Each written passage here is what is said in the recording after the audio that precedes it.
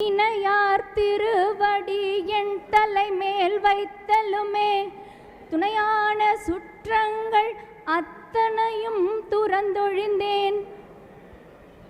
என்ன சொல்றோம்? திருச்சிற்றம்பலமானே, உன்னுடைய திருவடி என் தலையில் பட்டது. இதற்கு முன்னாடி துணையானவங்க அத்தனை பேரையும் நான் மறந்துட்டேன்.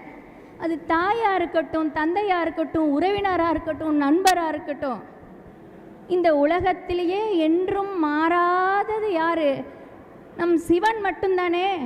பெற்ற தாய் தன்னை மகன் மறந்தாலும், பெற்ற தாய் தன்னை மகன் மறந்தாலும், பிள்ளையை பெற்ற தாய் மறந்தாலும், உற்ற தேகத்தை உயிர் மறந்தாலும், உயிரை மேவிய உடல் மறந்தாலும், கற்ற நெஞ்சகம் தன் கலை மறந்தாலும், கண்கள் இமைப்பது மறந்தாலும், நற்றவர்த்தவர் உள்ளிருந்தோங்கும் நமசிவாயத்தை நான் மறவேனா?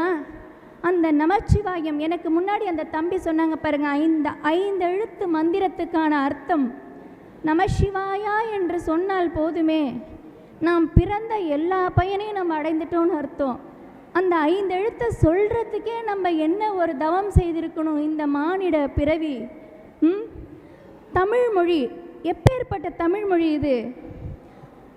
ஆதியிலே தோன்றிய மொழி, ஆதியிலே தோன்றிய மொழி, முச்சங்கம் வளர்த்த மொழி, தேனினும் இனிய மொழி, செம்மொழி எனும் மகுடம் சூட்டிய என் அன்னை தமிழை அகத்தியன் தொட்டிலிட்டு, தொல்காப்பியன் தாலாட்டி, கம்பன் சீராட்டி, மூவேந்தர் பாராட்டி, 2000 வருடங்களை கடந்தாலும் என் தாய் தமிழ் கன்னித்தமிழாகவே வாழ்ந்து வருகிறது, வளர்ந்து வருகிறது.